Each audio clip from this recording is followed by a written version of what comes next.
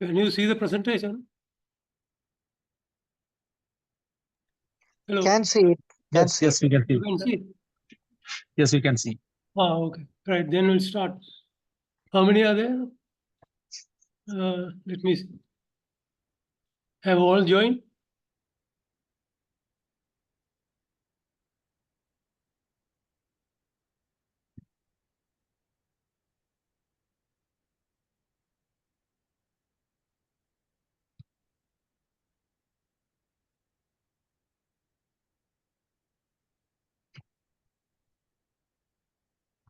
All have joined, is it? Hello. According to the app, there are 24 participants. I don't know how many there are in total. Then I think we can start. I think that's a good number, I think. It's Anyway, a good number. It's unfortunate that we can't see each other in this session, but I am Ananda, jayaweera, water and sanitation specialist. And I have been doing this lecture for, this is my third session, third time that I'm doing it. So, as you all know, it is very important that engineer learn as many more subjects as much as possible to work as a smart professional. That is our aim. The institution's aim is to develop smart engineers. I think we all know that engineer. You can hear me? Hello? If you can Yes, we can turn hear your you. volume up, please, it might be helpful. Volume. Volume, if you can turn it up a little more.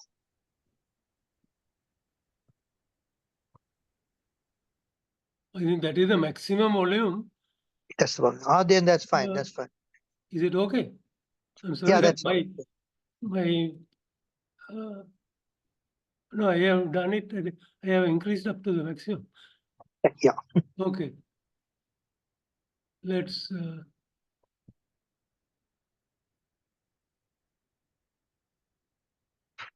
so I think my first lecture is international affairs. As you all know, as I said before, to be a smart engineer, you need to know what is happening around the world, and also the many factors that affects our progress and development. Now, this is the ISL lecture for preparation for the B paper, professional review. International affairs, before we talk about international affairs, I just want to ask a small question. When we say world and global, world affairs and global affairs, what are those? Now, world means all the other countries except the country which you are in. When you say world affairs or world economy, it is the economy of the other countries. When we say global economy, it includes Sri Lankan economy as well. So that is how the terms are interchangeably used in international jargon. So the factors and processes that affect the interaction among states and non-state actors cross national boundaries. That is the definition of international relations and affairs. So let us see what were the most critical aspects of international relations in the last century as well as this century. 20th century, we know that 2 world wars were the worst experience that international community had. Then there was communism and revolutions, fascism and Nazism. Now, fascism and Nazism, the difference is fascist means it's a dictatorship. Doesn't care about the people, don't listen to the people. Nazism is also similar, and it is practiced by the Nazis party, National Socialist Party of Germany. In the World War II Holocaust, it's called that mass murder by Hitler, mass murder of especially Jews. It's called Holocaust, and it's the reason behind that mass murder is anti-Semitism, anti-Jew stance of the Aryan people it's called Aryan, I think, of Germans. Then after the World War, establishment of the United Nations. That is the greatest thing that we achieved in the 20th century. So the United Nations was established in San Francisco in 1945, attending 50 countries. And they are agreed on how to maintain world peace. That was the number one priority of the United Nations at that time. Then other international organizations. After that, there were a number of other international organizations, such as OPEC and African unions and European Union. Those are the other. Then, as a result of the World War II, this North Atlantic Treaty Organization was formed to protect the nations of the allies. Those states were called allies of the Second World War. That is in the Western Front, the countries who fought with America and against Nazi Germany. And they formed NATO, Germany included, and to protect the nations and share wealth and share the security arrangements, and they formed North Atlantic Treaty Organization. Now this Ukraine-Russia conflict is also related to this NATO. That I'll come later. Then Warsaw Treaty. Warsaw is the city where they met and signed a treaty by the Russian ally, Russian Communist and Eastern Bloc, the countries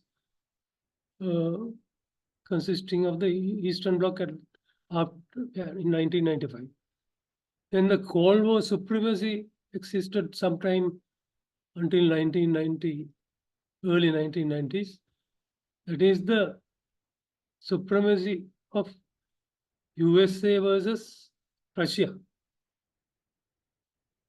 So they had their races, arms race as well as space race, exploration of space and development of nuclear weapons as well as other weaponry and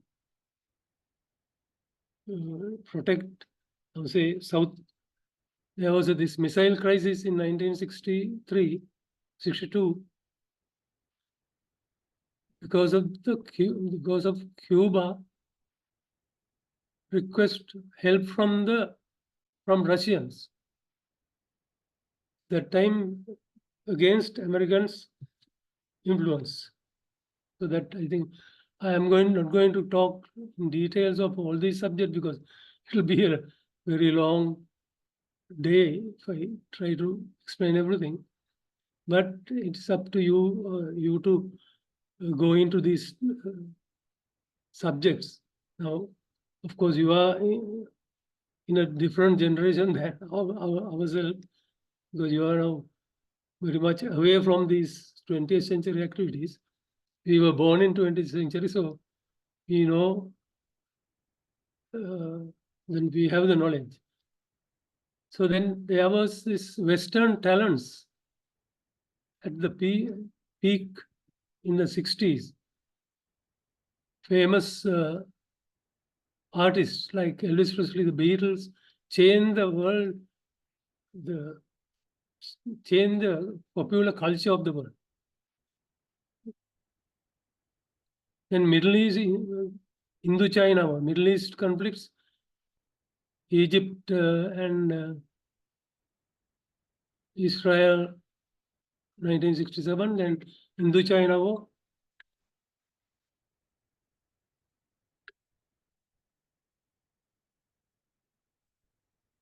Sorry. No, I'm having a lecture now. I call you. Yeah, Middle East, Indo-China war. Now they have settled their differences. Mostly there is peace in the Indo-China front. Dissolution of Soviet Union was one of the key incidents that happened in 20th century that changed the whole world. You can, say that it is a great development. Environment, then there was a big summit in 1992. It was called Environment Rio Summit, Health of the Planet. At that time, this is one of the biggest summit held in Rio on the subjects of the health of the planet. Then 20th century challenges are climate change. Then there is a countries of partners. This is the conference held every year to combat climate change and agree on the mitigation measures, mitigatory and adaptation against climate change and global warming. CO2 emission and atmospheric pollution. Then economic debacle, Argentina, Greece, Sri Lanka, we are experiencing now. COVID-19 is also something that affected the whole world. Then establishment of human rights and intervention of UN to safeguard human rights. And Ukraine-Russia war, it is still going on, and it is, you can't see an end to the conflict. And that is because the Russian satellite states, which the breakaway states try to, align with West, that Russia antagonizing Russia. So that is the main cause of Russia-Ukraine war, because the leader elected 3 years ago now trying to join NATO, North Atlantic Treaty Organization. That is, in brief, I am expressing this. So then China challenges US. Now China as economic power is emerging to overtake USA's dominance in the world in various sectors like trade, science, space, arms, technology, almost all the economic spheres. China is now trying to outsmart USA. Then this unresolved Middle East conflict now is still going on. The background, I think you must learn the historical background. And there are no objective shortage of land, shortage of resources or anything, but they just fight because of some unknown. I mean, its background is religious extremism and also expansionism.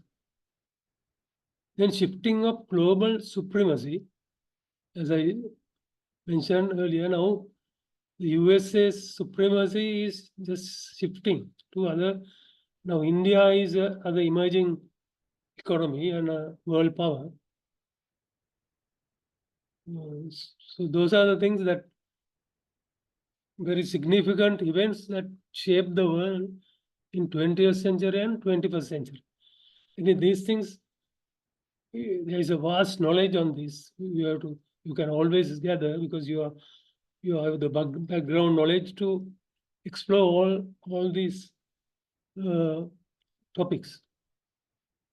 Now let us see United Nations system. As we all know, the UN was established on October 24th, 1945, following the end of World War II. Primary purpose of the UN was to prevent future conflicts and foster international cooperation. UN is mainly funded by member states. Member states means rich countries, like countries which are members of G7, G20. Their contribution is high. We have a very small contribution, but I don't think it is effective now. So there are currently 193 sovereign states. Sovereign means self-governance is where self-governance is existing. Now, states like countries like Taiwan, not included as a member because they say it's part of China. Each of member states of United Nations has one seat in the General Assembly. There are key UN agencies. UN established specialized agencies to support international programs and funds that address global issues. UN contribution is allocated to address various global issues, from health and education to economic development and environmental protection. Here are some of the key UN agencies. Now, we all know that headquarters is in New York, then the United Nations organization is in Geneva. So I'll just explain how it is funded. Funding from member states for UN system comes from two main sources: assessed and voluntary contributions. Assessed means there is a commitment by each state of certain for various agencies. America has a fixed amount and they assess. There's a minimum amount, but they assess and adjust the required amount annually. So assessed contribution are payment that all UN member states are required to make under the UN Charter. So UN is part of the system which in addition to UN itself comprises many funds, programs, specialized agencies, each of which has its own area of work, leadership. Now, next page I will explain the number of agencies that it is very important that you understand their role. So the UN coordinates its work with these separate UN system entities, cooperating with organizations to help it achieve its goals. So these are the key UN agencies. There are 15 of them. World Health Organization, I think you would have heard. You know, you are familiar with these agencies. World Health Organization is looking after global health. including supporting the developing countries to eradicate pandemics and communicable diseases and other non-communicable diseases. So United Nations Children's Fund is to support children. So they also support water and sanitation. The water and sanitation part of is very important for children's health and education. United Nations Educational, Scientific and Cultural Organization, UNESCO, located in Paris.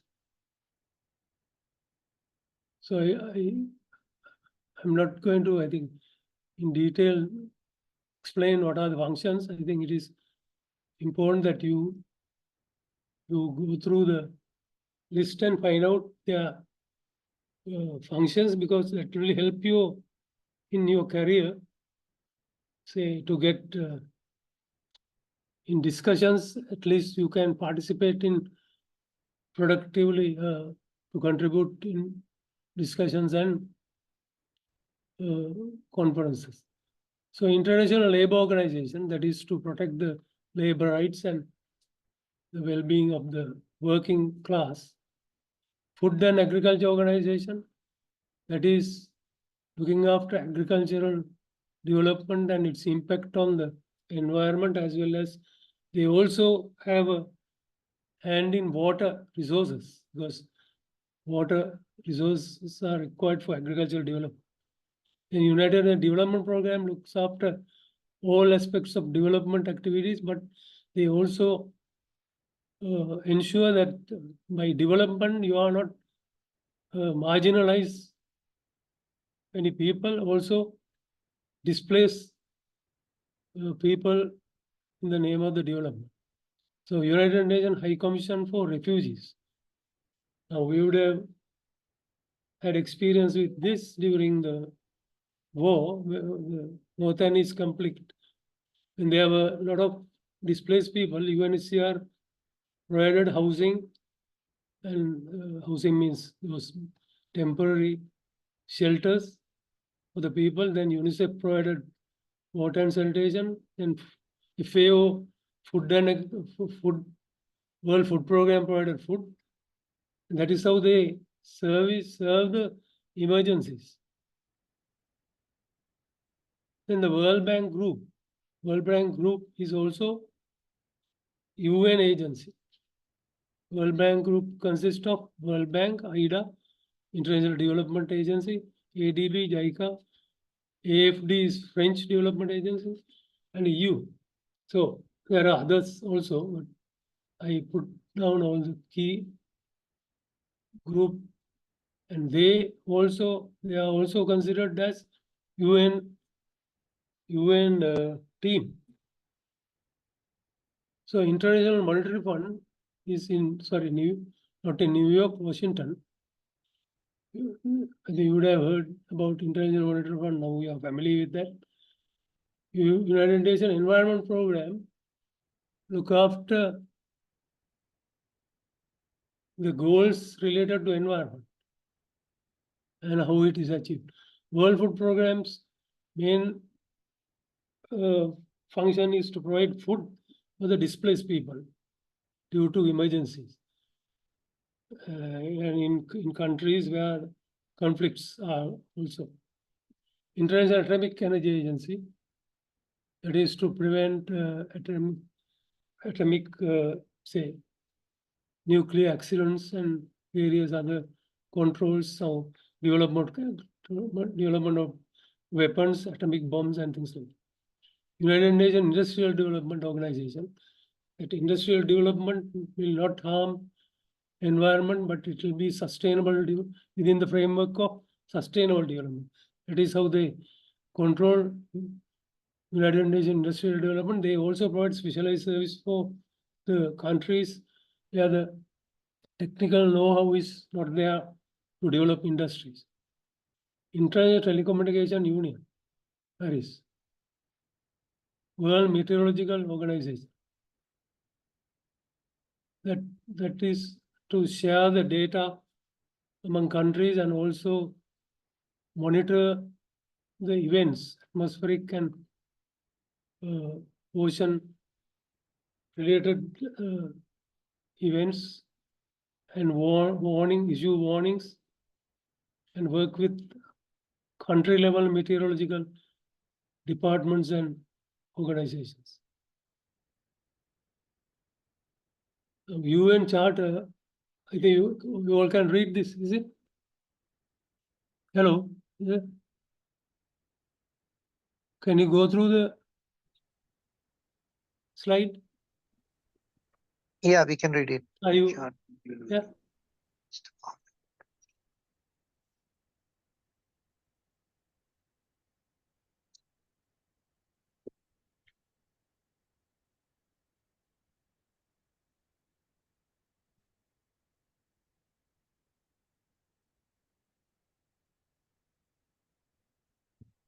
The most important thing is prohibition of the use of force in international relations.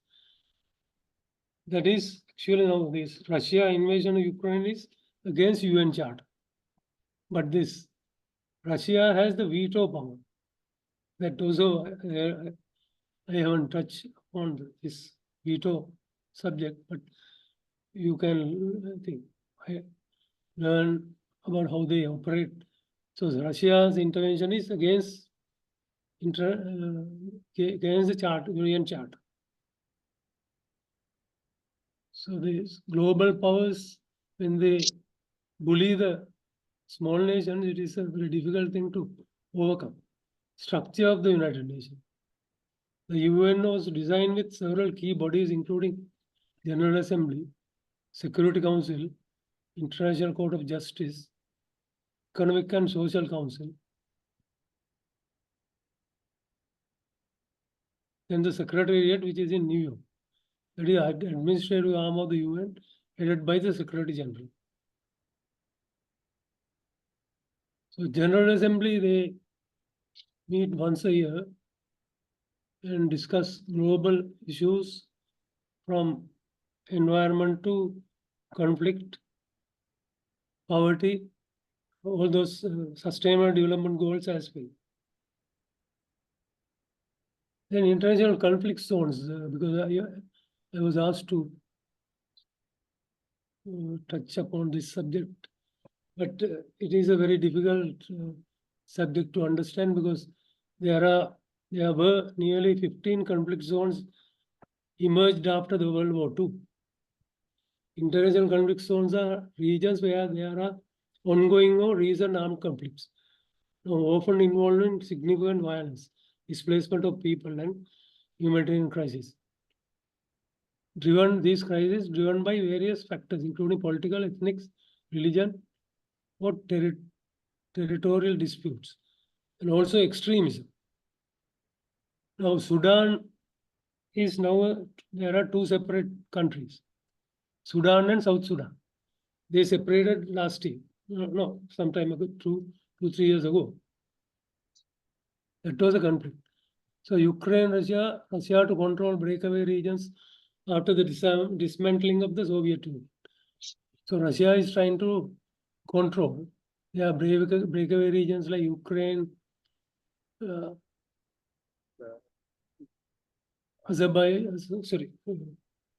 Afghanistan, Kyrgyzstan. There are various number of countries around the Soviet Union. So in the international conflict zone, creation of Israel led to many conflicts. After the World War II and the Holocaust, there was increased support for the establishment of Jewish state. In 1948, Israel declared independence, leading to the Arab-Israeli War, as neighboring Arab countries invaded the new state. This is an eternal conflict based on how it has erupted again in 2023, based on religious extremism and territorial disputes. Continues to have a profound impact on regional and global politics. It's threatening to World War III, but it's on the edge actually now. Then there are some global summits. Those are called G7 and G20. Those are the main economic summits. They meet annually. Comprises 7 of the world's largest. G summit is comprises 7 of the world's largest advanced economies. You can read out the names of the country. The European Union is also represented here because now European Union represented by 11 states. I think. The G7 focus on issues like global economic governance, internal security, and development. G20 summit includes 19 countries plus EU, representing both developed and emerging economies. It covers a broader range of issues from global economic stability and trade to climate change and sustainable development. I was also asked to explain what is hegemony. Hegemony is a dominance of a single state and try to dictate terms on the other countries in terms of trade, force, and even culture, technology, science, and everything. So now this hegemony, there is a theory of hegemony also. It's called hegemony. So hegemonic stability theory. The theory says that when there is a hegemonic state, that is, the world dominance is by a single state, it is good to maintain peace. How many of you agree? I don't know, but it is the theory. HST indicates that the international system is more likely to remain stable when a single COP is there. Global COP. That is a slang word, global COP. That is called Adipatya. Single state is the dominant world power or hegemon. Hegemony is applied for dominance in international affairs. For example, Britain in 19th century. Britain colonized the world, most of the countries. And that he had the dominance. In the 19th century, that is 1815, we were in Ceylon. And the US in 20th century. UN's dominance was not as a global, as a colonial, not through colonialism, but economic and other powers they used on various states. Also militarily, they try to suppress some of the states turning into communist regimes. There were many examples like Vietnam. Then they always had South American, always had a hand in South American states. In 2023, G20 was held in India. That is the last year. The theme of India's G20 presidency is Vasudha Kutumbakam. That is the Hindi term they used, which means the world is one family. This theme reflects India's belief in the importance of cooperation and solidarity among nations. The purpose of this summit is to address challenges of climate change, tourism, and inequalities. Inequalities means the poor, rich and poor, and loss of opportunities for poor and things like that. The meetings and events covered a wide range of topics. I think you can go through this. Chosen for events, it reflects India's commitment to showcasing its cultural and economic diversity to the world. And in this, when you have a summit like that, it is platform for showing diverse culture and economic diversity of the world. Expectation by India G20 summit in 2023.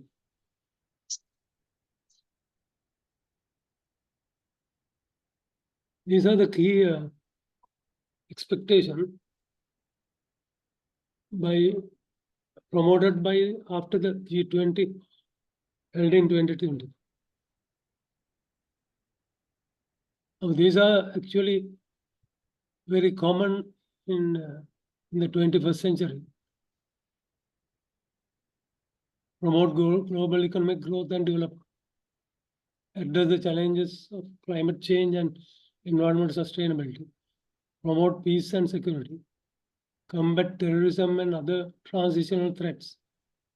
Promote human rights and fundamental freedom. Strengthen multilateral cooperation. Strengthen multilateral cooperation. And all this jargon, I think you are getting some message. I hope. Is it? You would have been familiar with these things, I suppose. So it's trade agreement. There are some trade agreements among the international community. These are the Sri Lanka is a member of 2 bilateral trade agreements with India and Pakistan. I think they were very old trade agreements still in place. SAFTA is Asia Pacific Trade Agreement, South Asian Free Trade Agreement, then Asia Pacific Trade Agreement, AFTA, and the Global System of Tariff Preferences, GST. Sri Lanka's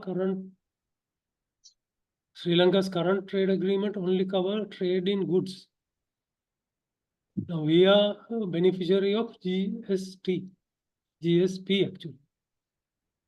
That is preferential tariff system. But when we export garments to Europe, we are given preferential tax system so that we can compete with other countries in selling our goods. Sri Lanka has generated preferential tariff benefits to Sri Lanka has granted preferential tariff benefits to a wide range of products imported and exported under the following foreign trade agreements. Generalized System of Preferences, GSP. Indo-Sri Lanka Free Trade Agreement. Pakistan-Sri Lanka Free Trade Agreement.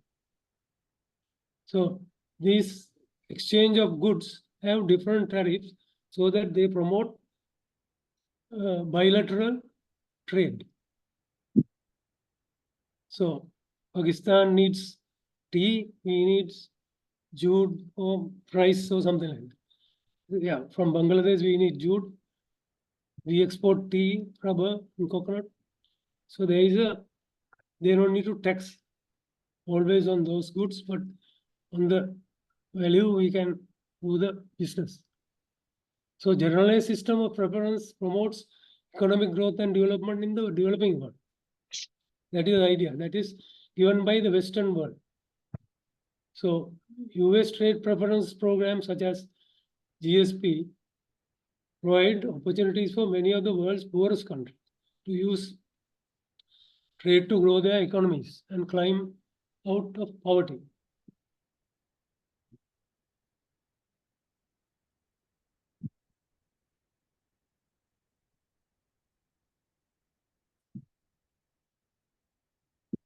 So GSP is the largest and oldest US trade preference program.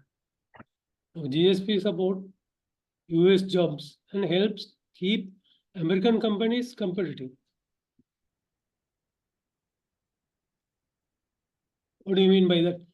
Now, when they import something to the same standard from Sri Lanka, and a good something produced by American labor will be at a higher price than Sri Lanka, something produced by Sri Lanka, but to the same standard. So that disparity is even out by these kind of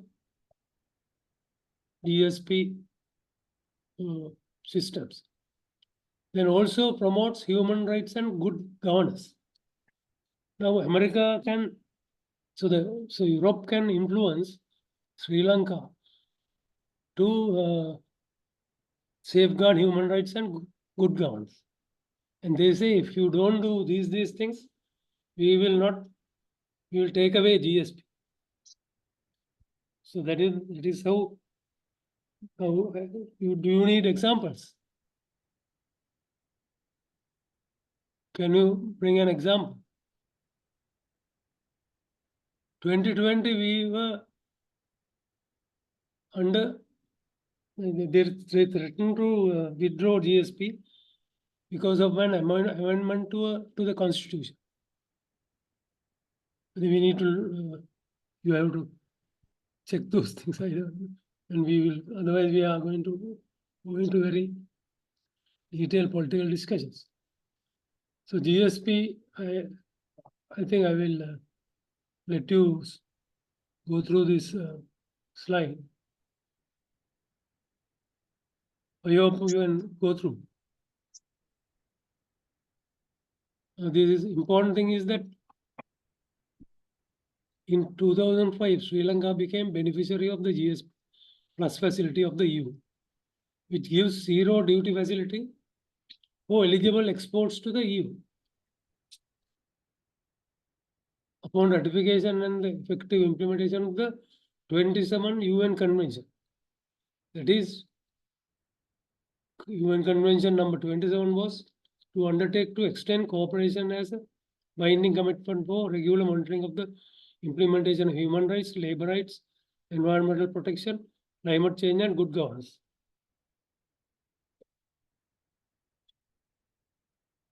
So those are the links, those are the strings attached to various, relationships that we have with the other, say, international countries. There are a large number of global summits for international community to meet and address global affairs. One important thing happened some time ago in the early 2000, Paris Declaration on aid effectiveness.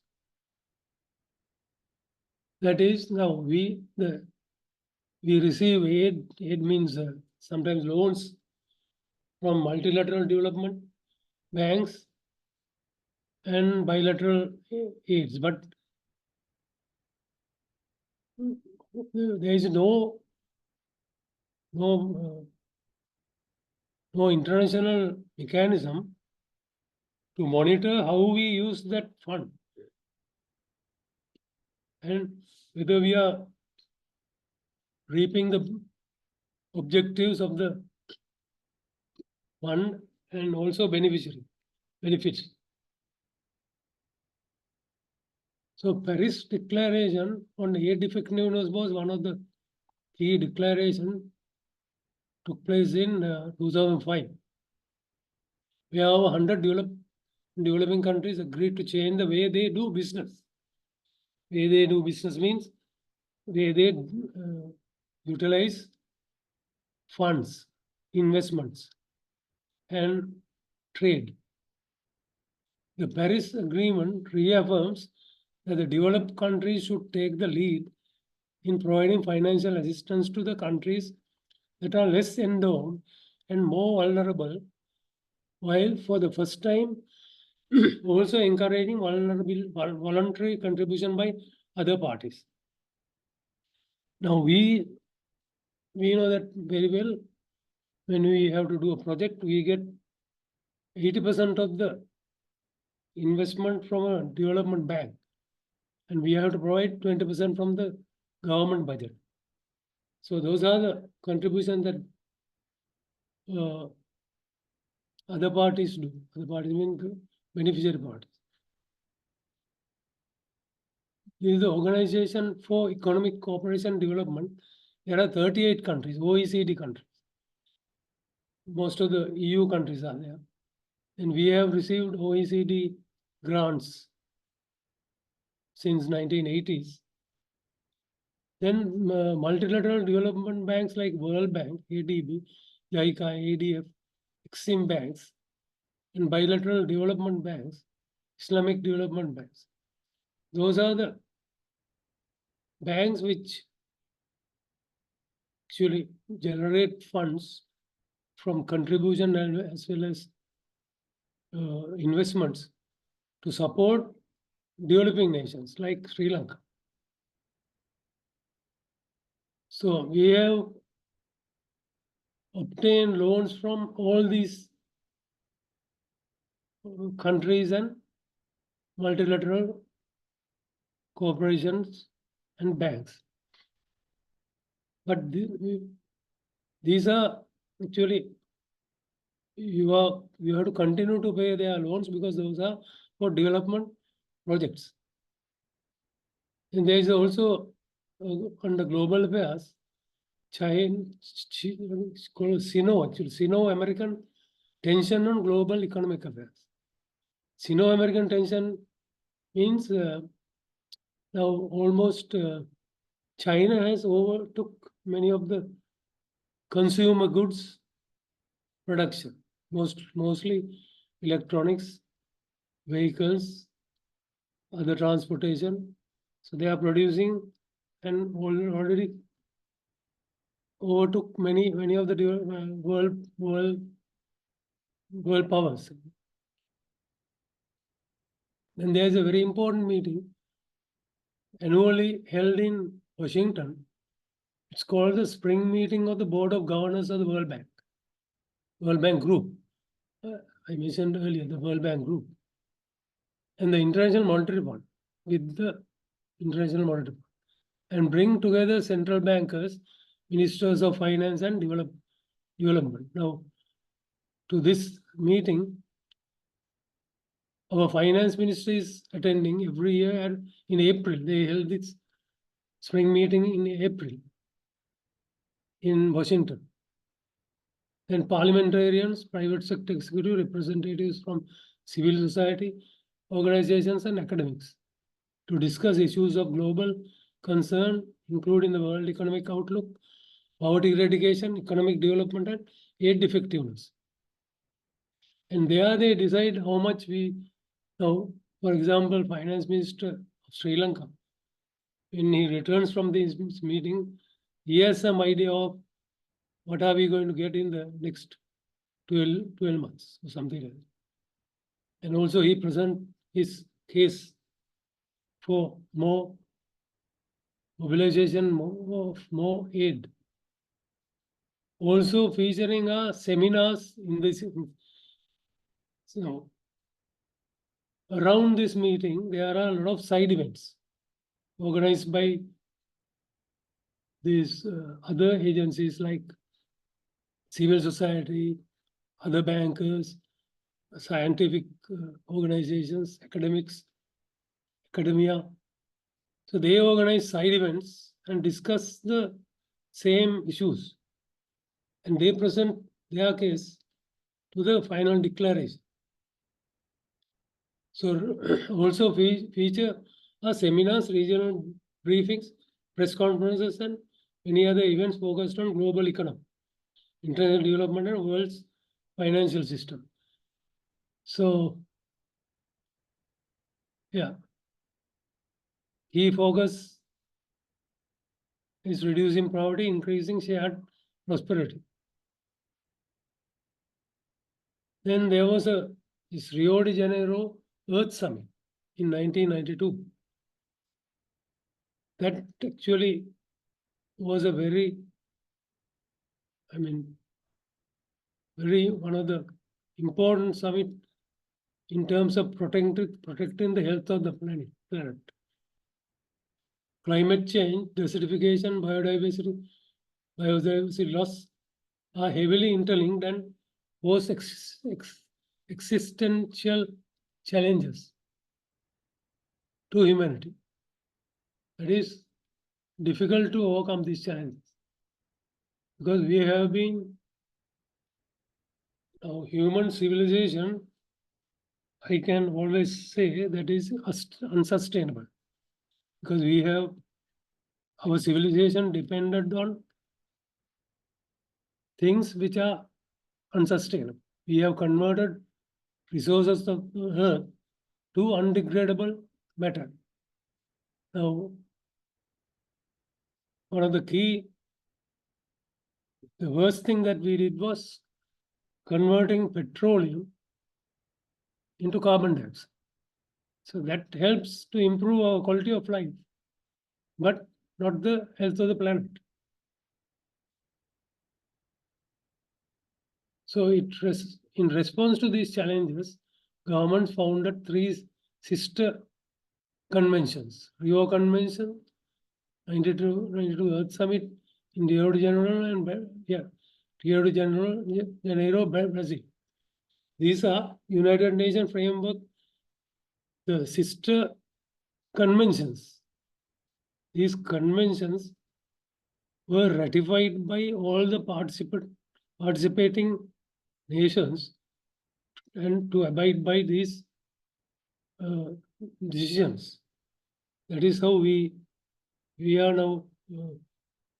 We have to submit certain reports on climate and biodiversity annually. I don't know, once in 3 years to the UN system. The United Nations Framework Convention on Climate Change, UNFCCC, also known as UN Climate Change. That is one of the convention. They have in this summit, they decided on how to tackle global warming and reduce greenhouse gas emission, and got the agreement by parties. Then the Convention on Biological Diversity, also known as UN Biodiversity. The third one, the United Nations Convention to Combat Desertification, UNCCD. The 3 Rio Conventions are the results of concerns over similar environmental and development issues and have sustainable development at their hearts. So after this summit, they established 17 sustainable goals, and world community agreed to meet those targets by 2030. So I'm not going to explain all these things because it is same Earth Summit outcomes. The recommendation was signed in based on Article 21 of the Rio Convention. I think if you can find out this Article 21 and go through, it is very helpful because that has all the articles which are the objectives of those articles were to shape the future of the world as a sustainable and livable planet.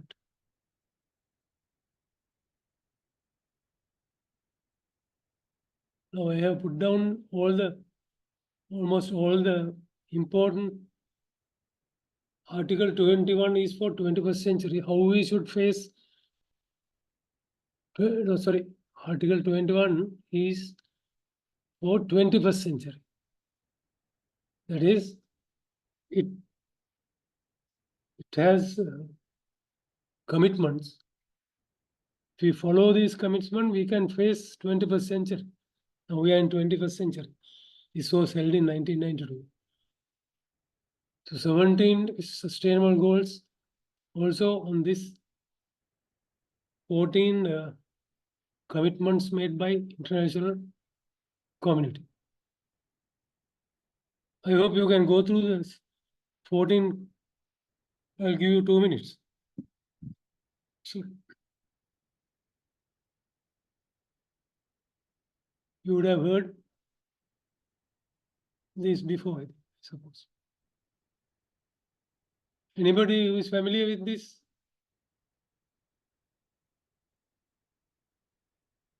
Can you respond? Respond to the question. Are you familiar with this?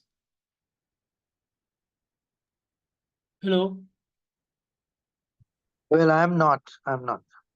So only you are responding to me. Anybody else? You are not familiar? Not familiar. Oh. Then it is important. So anyway, I will share this presentation with you. These are the very important things that we should know as an engineer.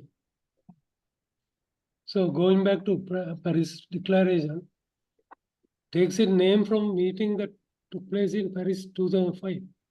100 countries participate. Then most important things, how the countries agreed to change the way we approach development and roadmap to improve quality of aid and impacts.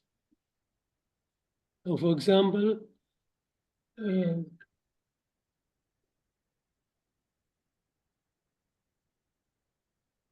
having lecture, I will call you. I will call you later. Sorry. Ownership of the developing countries set their own development strategies, improve their institutions and tackle corruption. So that is something that the lending agencies expect from the developing countries, because they can't just borrow money and spend as they wish, and they are according to their whims and fancies. Now that's what happened to Sri Lanka. We have borrowed money from bilateral agencies and also from sovereign bonds and spent on projects and programs which are not giving any returns on investment. This is the first is ownership, then alignment. How we align with donor expectation. Donor countries and organizations bring their support in line with these strategies and use local systems. We use locals, they promote development of our professionals, our systems, and use the money wisely to develop the country. So that will help for sustainable development. If we just use foreign consultants and let them do the work, and once they leave, we won't be able to operate the project. Then it is not sustainable. So harmonization is the third one. Donor countries and organizations coordinate their actions, simplify procedures, and share information to avoid duplication. So generally, a loan project, to prepare the project and to be effective, to be effective mean loan effectiveness date, it will take a long period of time, at least 2 years for the preparation of the project, then 1 year for loan effectiveness, and implementation another 7 years. So when the benefits are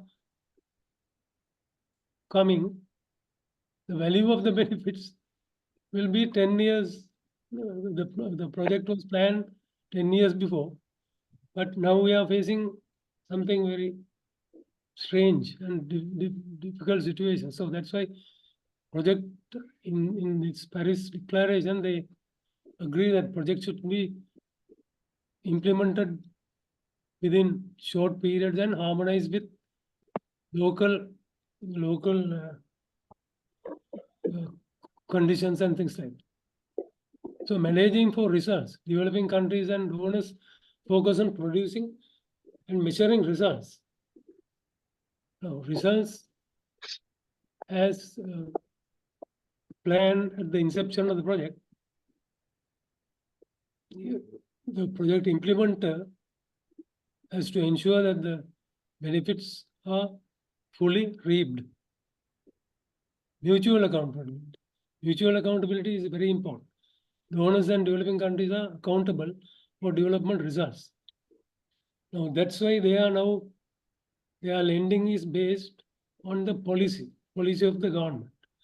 If there is no policy, they won't lend. They have to go through the policy and see how we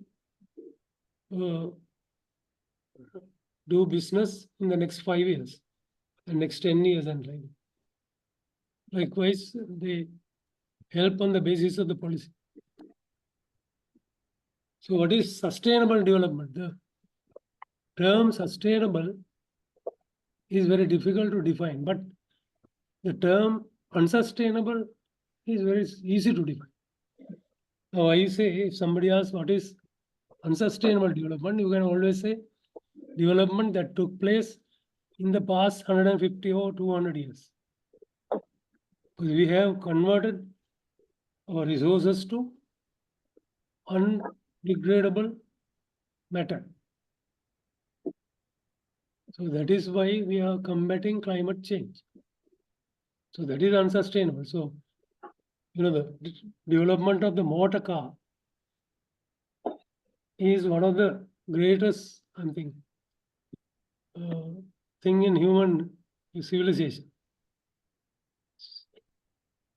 Do you agree with me? But it can kill the health of the planet. So that is how we look at these things. So we have to now do a paradigm shift to change and regain the the quality of life. Quality of life depends on the quality of environment, quality of air, quality of water, quality of food. Not something you have acquired from converting resources. So the guiding principles for long-term global development is the sustainable development framework. That is, meets the need of the present without compromising the ability of future generations to meet their own needs.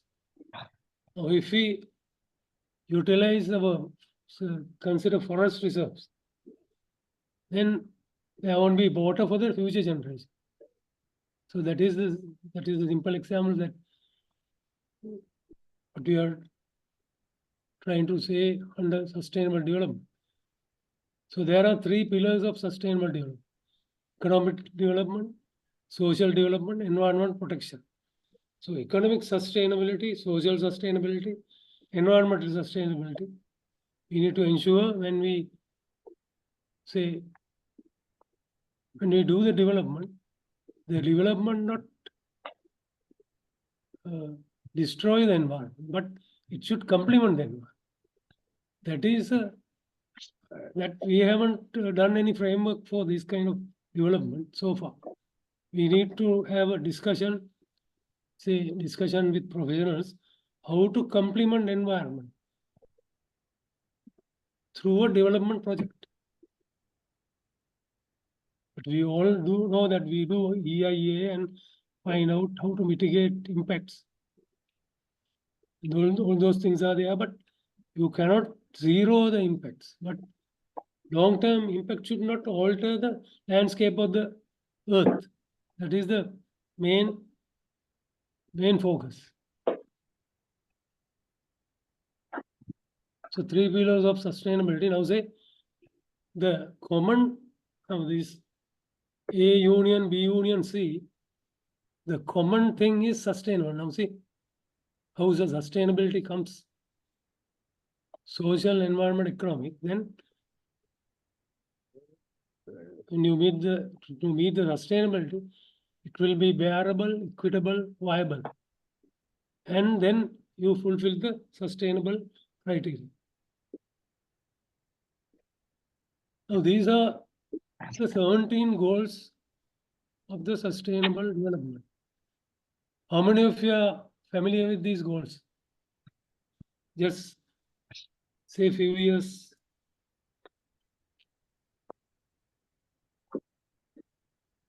How many of you are familiar?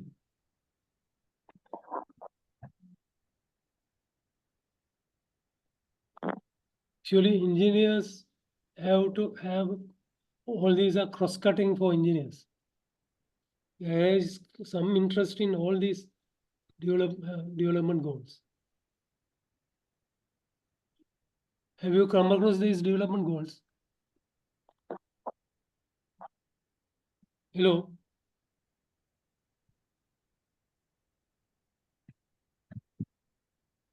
Anybody responding to my question?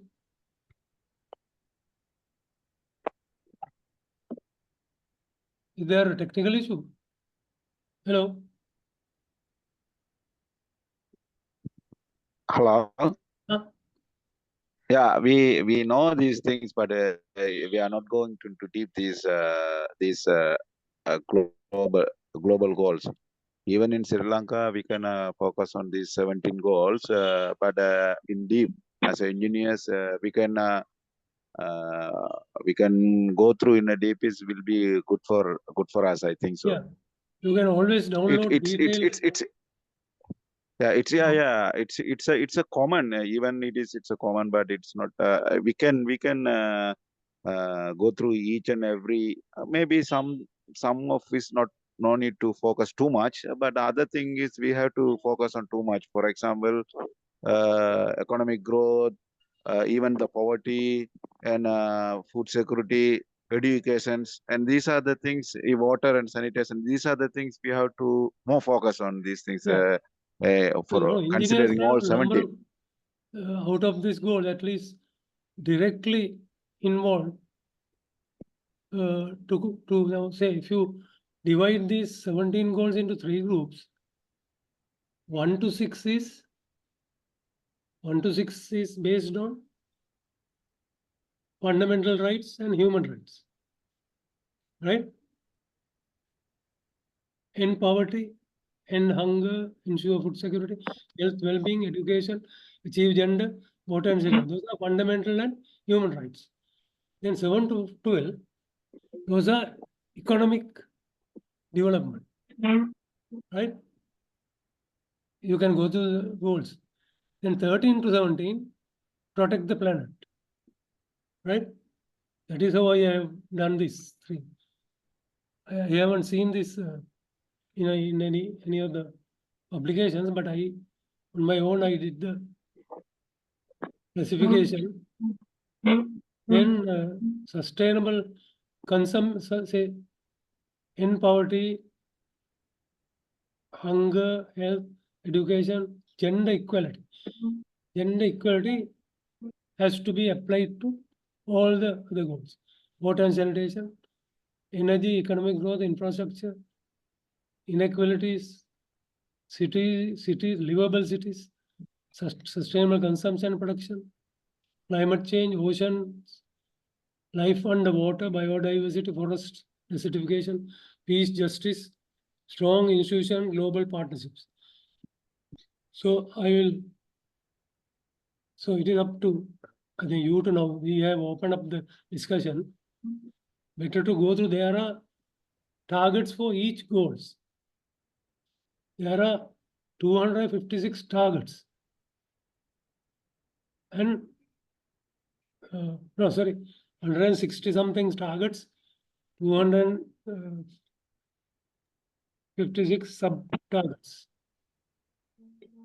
So sustainable development based on these, when we think of a project or any development program, we need to check on these things.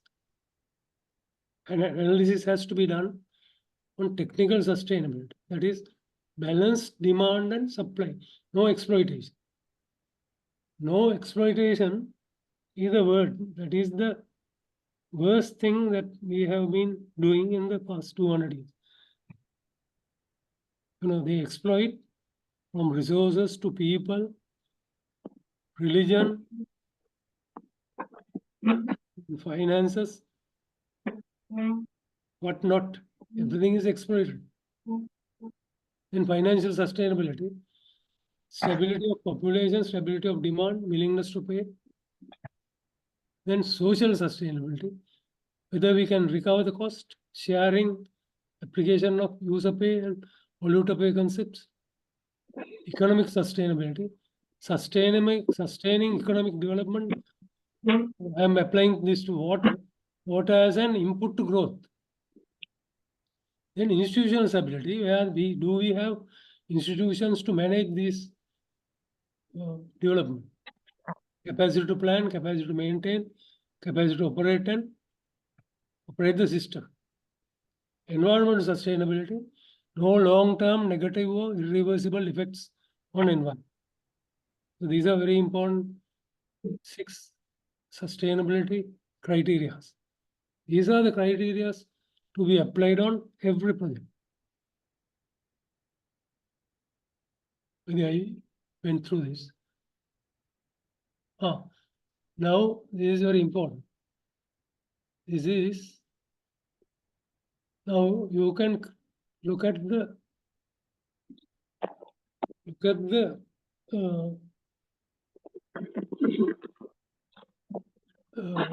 this technological development and how there are uncontrollable things which are affecting our day-to-day life. So world bodies have agreed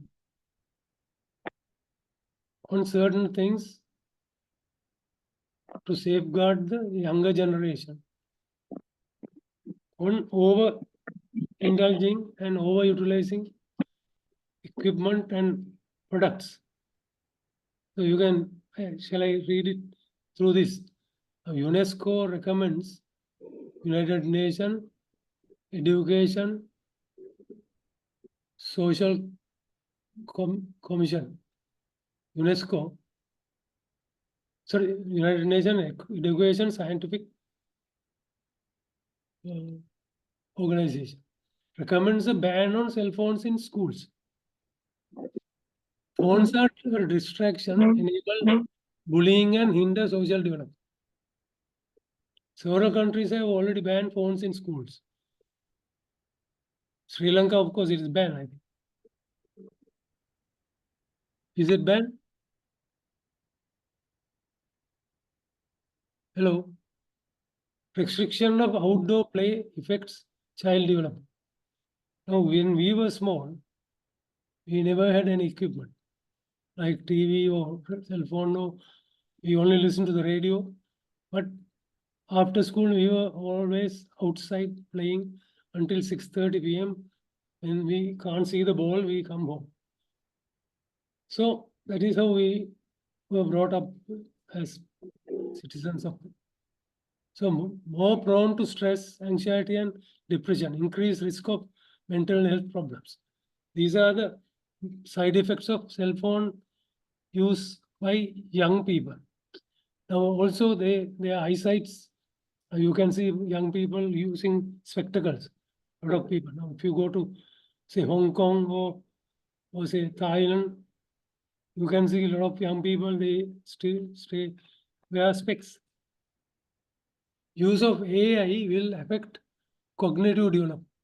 Artificial intelligence, how it is going to affect? Artificial intelligence means a group of people use their brains, others don't use their, majority don't use their brain. You agree with me?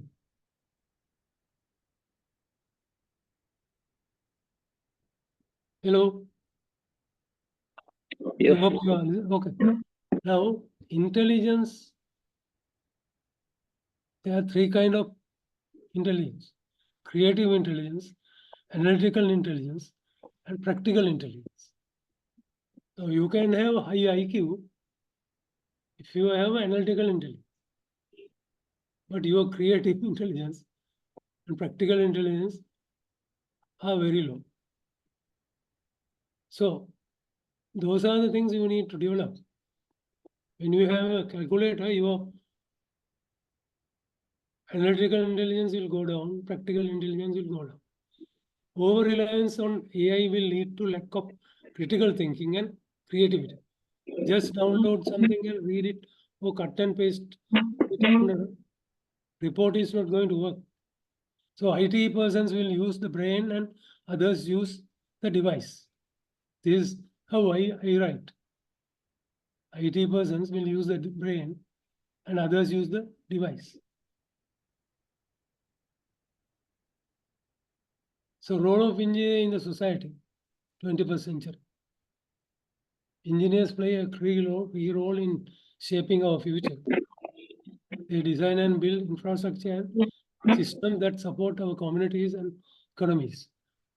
As technology continues to evolve, engineers are at the forefront of innovation, developing new and improved solutions to the challenge we face. To be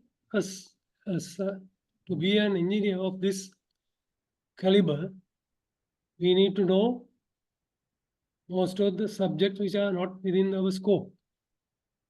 Do you agree that we need to expand our scope? Approach of engineer 5 decades ago was authoritative and focused only on the development of infrastructure, overlooked many aspects related to sustainability, social, and environment. In the 60s and 70s, engineer is the big man. He goes and do whatever he wants without concerning the environmental, social aspects within that site and the environment of the, say, related environment. So they plan, they implement. They don't consult people. I have experienced this. Main reason was the development banks promoted large projects. Now those days also, development banks also promoted this kind of push,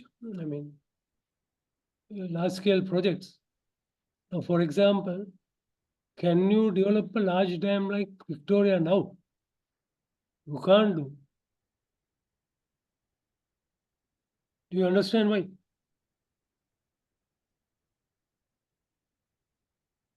Why actually?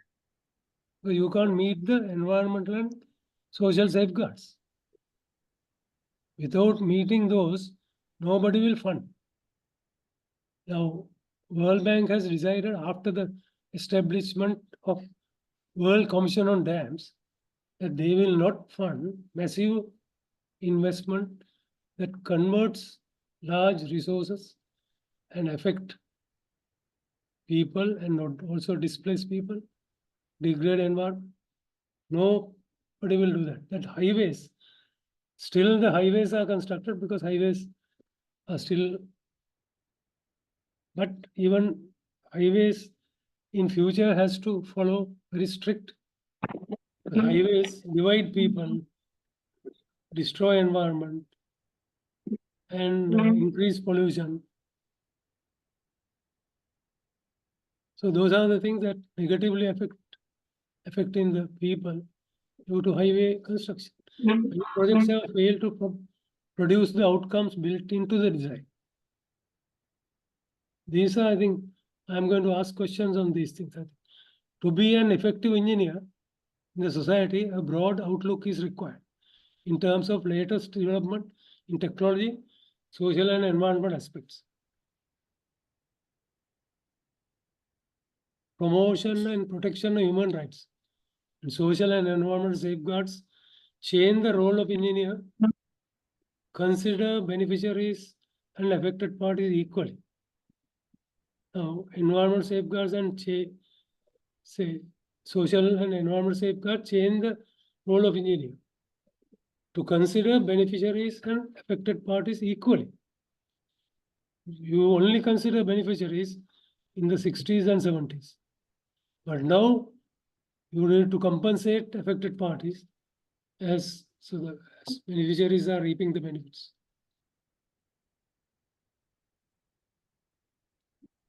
So the engineer needs to be a good communicator. You understand now, when you learn all these subjects, you become a good communicator. You should be able to convince the beneficiaries and affected party to minimize side effects of major development projects. Otherwise, you won't get off the project from the ground because there will be protests by the affected parties. Now, sewerage project Kotte never saw the light of the day because it still hanging on the social issues.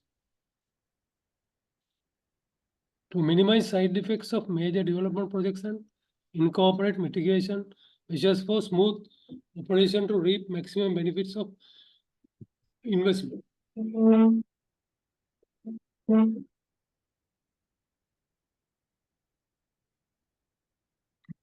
Now, by going through this slide, has anything changed in your mind?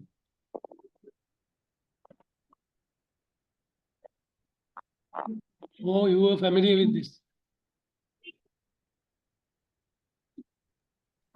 Yeah, actually, the things you told that the major projects are really really important for economic development.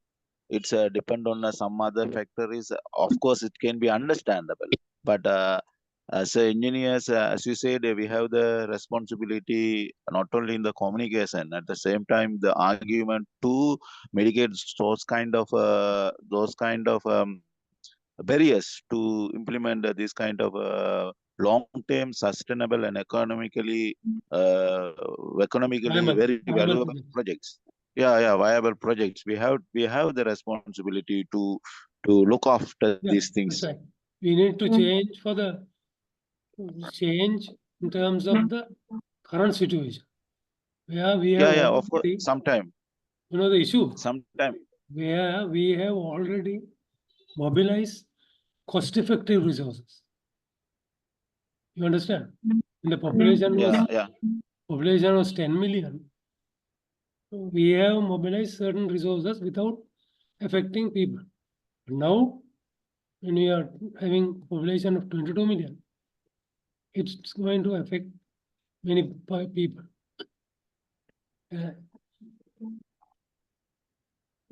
Right. Yes. Okay. So, technological development, positive and negative effects. Technology advances education.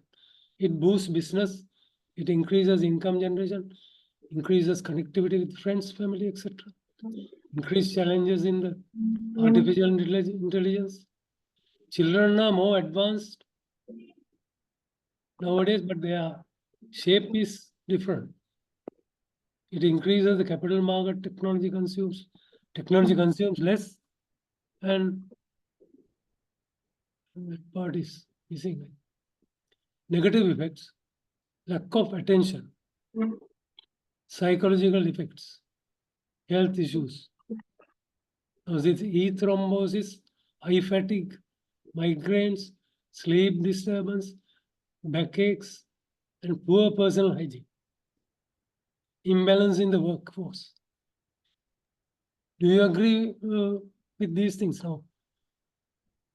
What is E thrombosis, please?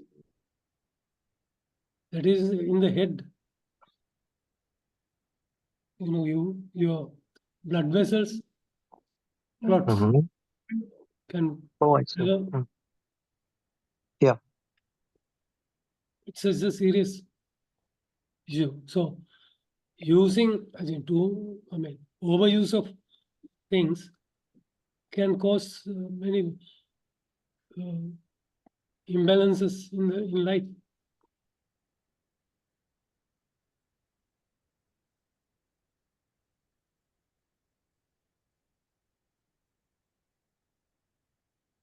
So now we'll go to a more appropriate say.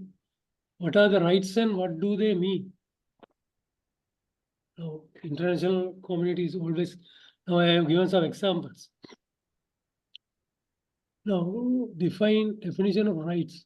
Human rights are rights inherited to all human beings, regardless of race, sex, nationality, ethnicity, language, religion, or any other status. Now, I think no need to explain, or you understand the whole thing. These things were not valued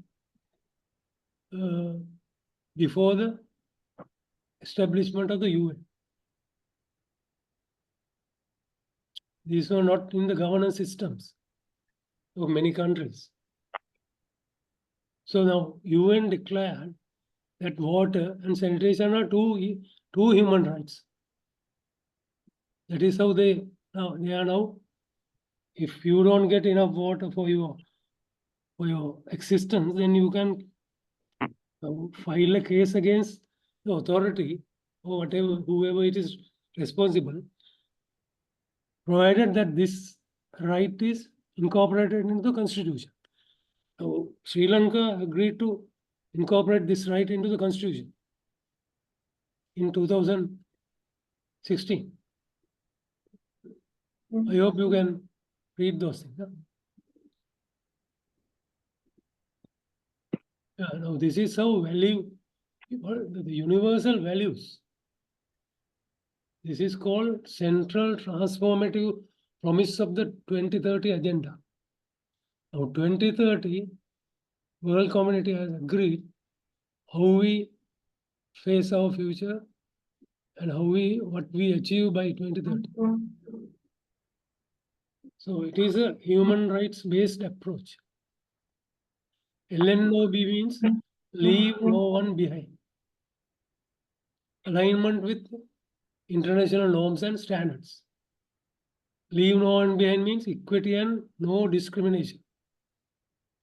Active and meaningful participation. Gender equality and women empowerment. Robust accountability mechanism. Those are the universal values. These are all incorporated into SDG 1 to 6.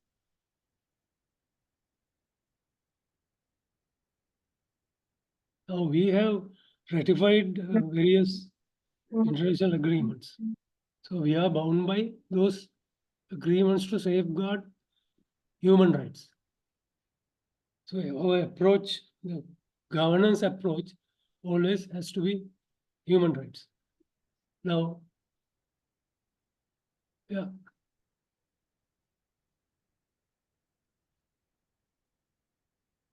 What is the takeaway from my lecture? Takeaway from the presentation.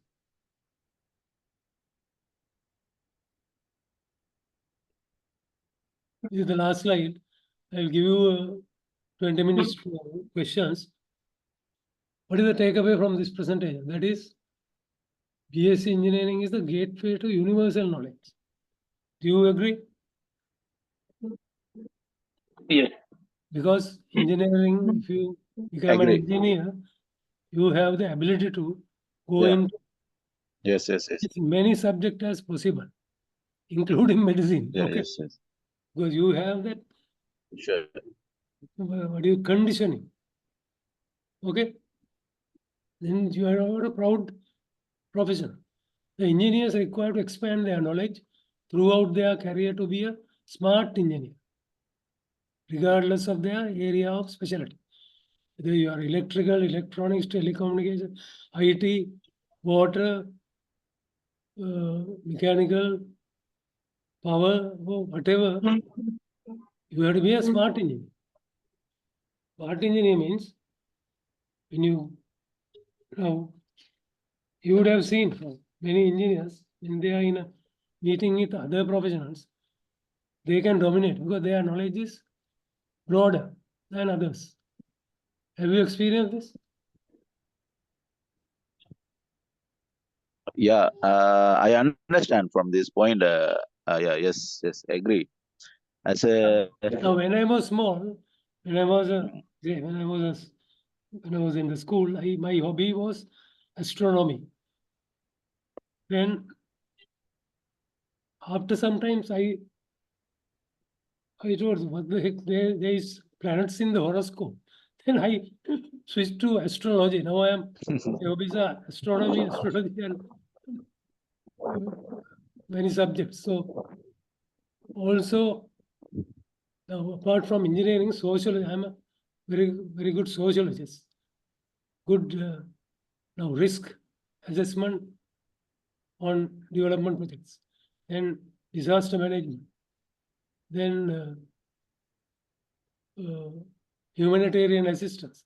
Those are the subjects that you need to acquire during your professional engagement. I can give those lists later.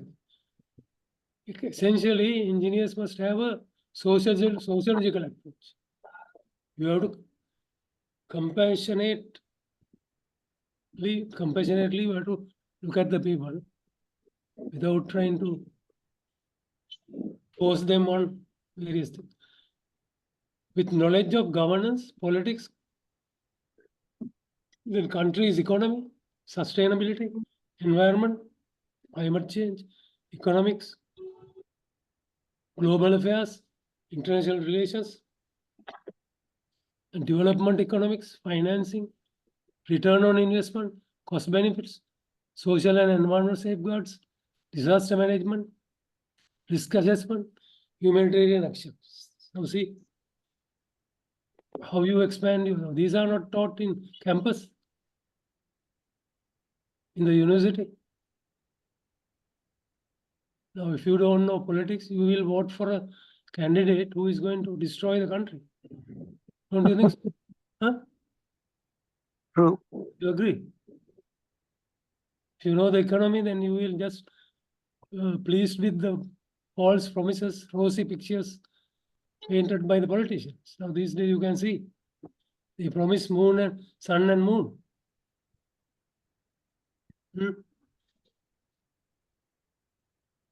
Right, then near the end of my presentation. Any questions? I can give you some time till 7:50. I hear only one voice, others I like to hear some voices.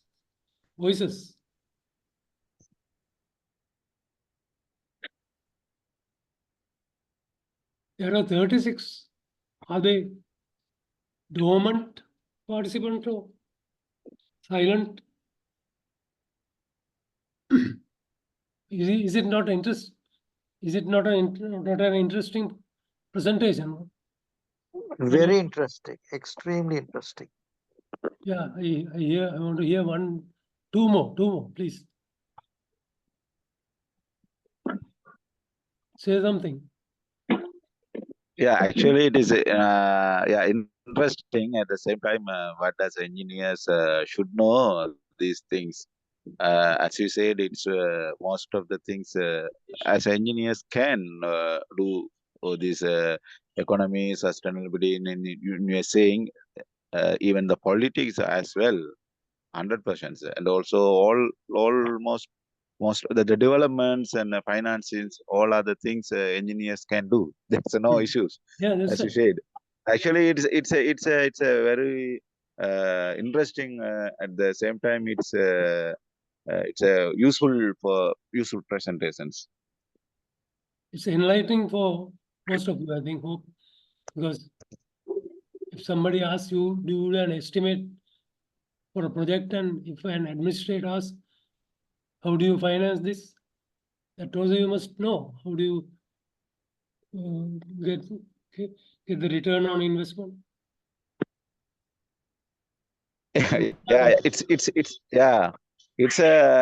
something like learning. No, it's can and yeah, it's some just learning as engineers. We can analytical or that as you said some earlier, the creative and analytical and other skills. Everything is possible in this. Other participants, at least one more. Can you say hi? If I may contribute something here. Yeah. The a problem with the way an engineer thinks is that moment you say engineer, we go into a technical calculation of a design of a structure or something like that, because Yes. we feel that is our area of expertise. But Yeah. this series of lectures, I find it very impressive that it broadens your outlook to how the structure should be designed, what impact we are having not only on society, on the environment, and how it affects our way of life, and of course, sustainability. Yes. And in doing this, when you go global, you can study from other people's mistakes. Sometimes the problems they have don't affect us. But Yeah. to know these things makes you a much more complete designer and Complete, engineer, complete professional. complete Also, professional, it which I find facilitates your goal. exactly. It makes you a global engineer, not Yeah, just a that's right. local guy who That's right. can do a structure. Mm. Yeah, because we have to depend on, we are actually depending on global partners. Global participation because of Partners and technology. participation. Because of technology, like you were saying, uh, the world has become, we have become closer. We know when something happens in another country, we know it. Even if Yeah, something collapses, we know it. Within a yeah. few minutes, it has come here. Actually, we are divided by, the people are divided by the country, religion, Exactly. Yeah. and race, right? Mm, So, Rata, Jati, Agama, mm. those three are immaterial for me. I don't go by those things. But we are coming out of that. You see the younger generation and the Yeah, younger protests that are generation, going on. yeah. We are coming out of that. Mm. That's why it's very bad. Anybody else? No, there are 37. Actually, as our engineer said, this is quite interesting actually. Initially, you mentioned that the world and the global. The world means except me, Yeah, all other things. yeah, But global means including me. That yes, means we everything interdependent. We yeah, can isolate from other things. So, as an engineer at our initial stage, we basically enroll in basically engineering calculation, design, and all things. But we didn't think much about the other things. But to become a more matured person, matured engineer, and a yeah. valuable engineer, we have No, to look other perspectives, other things, because yes, everything is interdependent. yeah. So we Shall can't I give you isolate. a good example? Now, Yeah. even if you, now say, not big dams, but even if you build a small weir across the channel, across a stream, Yeah. if it is funded by World Bank or ADB or something like that, we have to provide a fish ladder, right? Yeah. If we divert water with a small weir, we have to provide a fish ladder as an environmental safeguard, biodiversity. So that is a must. But 30 years ago, we never had to do that. Yes. Even Simple a highway, even a highway across a forest, you have to Yes, provide either tunnels or these things yeah, for that's right. wildlife to go across. So for example, the Southern Highway, now I see, as an environmental specialist, I say that Southern Highway has divided communities because Hmm. it has gone through their land. So Yeah, there, exactly. on the other side, your parents are there, you are on this side of the highway. So those are unavoidable, but you need to address those things, compensate.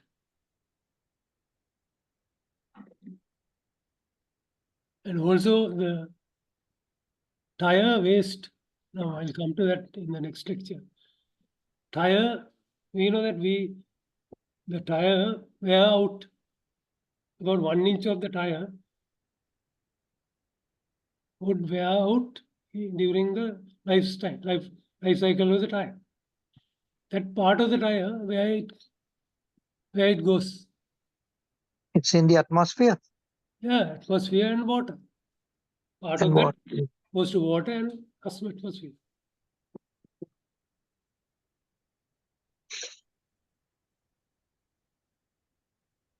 So I hope I did a fairly good job. Is it? Or you can criticize, doesn't matter. I will not Thank say you. Thank you I for don't I think feel- you did a you, really good you have job. just covered Thank your you. face. So anyway, Thank you very much. Yeah. And these lectures are developing us for leadership roles that's right. in Leadership society. role. Yeah. Yeah. Yes, yes. Now you go to a round table discussion. You are a leader with the knowledge. We leader with the solutions, right? Yeah. That is why competency is the most important. I couldn't mention that word here. Competency is required for conflict resolution. If you are not competent, you can't resolve conflicts. You become part of the conflict. Yeah, that's right. you are now there are two fighting factions.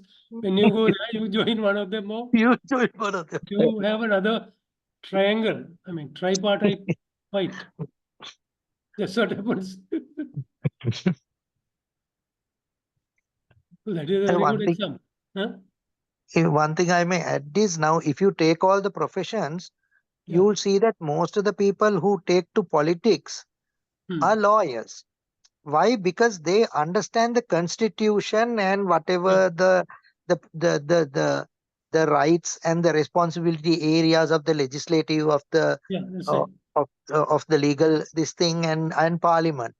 They Now, know uh, day to day, they know what affects the people day to day, in day to day life. yeah. Engineers are not involved in day to day life, but Hmm.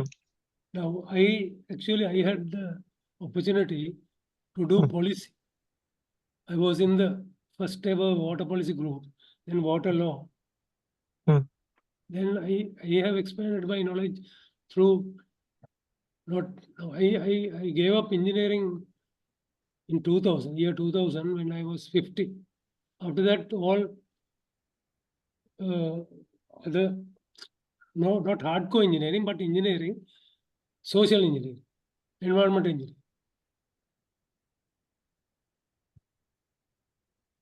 That is how I was shaped, I mean, spend my time in the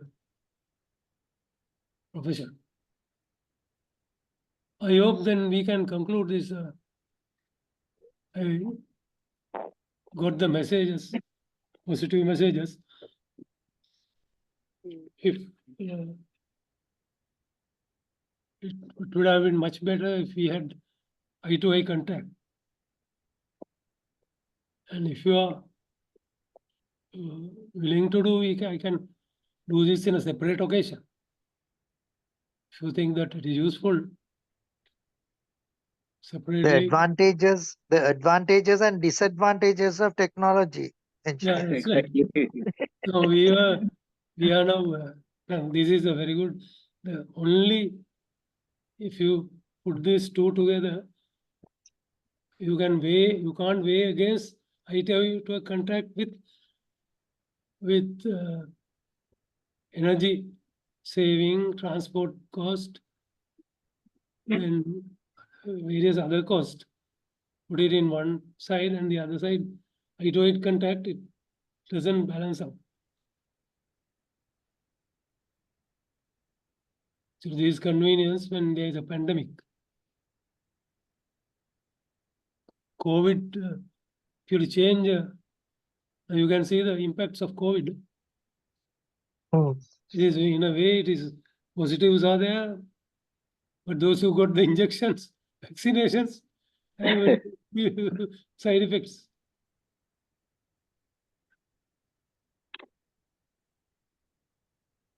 Okay, then it is very important that in any discussion, engineer has to contribute, whether it is So not only engineer, that is my motto. Now, politics, even law, you can have. I have thorough knowledge about the local government laws, urban development laws, and water laws of other countries, and environmental law, safeguards, and disaster management law. All those things you need to be aware how to interpret books, law, clauses, and regulations.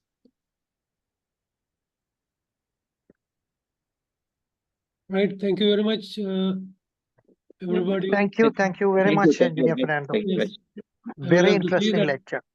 I would like to I think you can remember my name, and then I will. You can always contact through my email. Shall I put down my email also? Yes, No, Yes, please.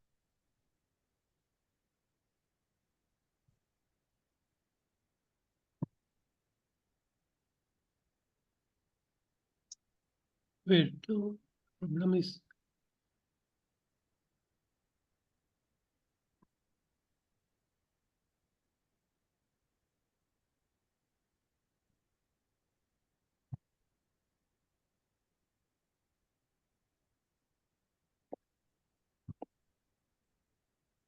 this is my email, but I'll expand it.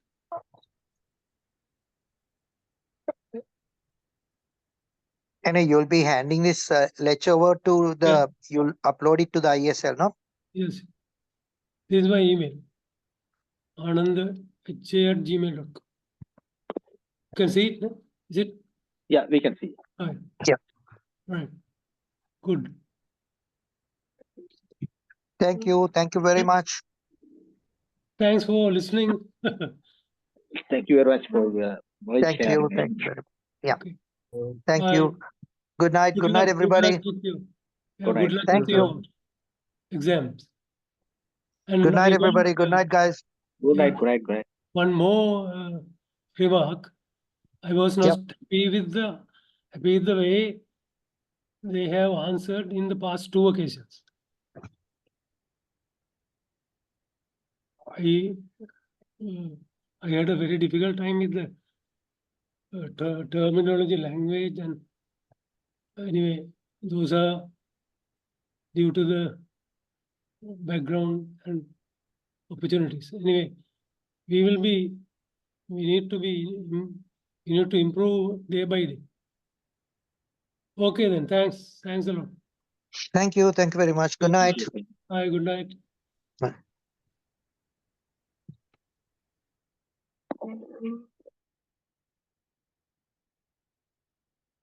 Hello. Hello. No. No. Sorry.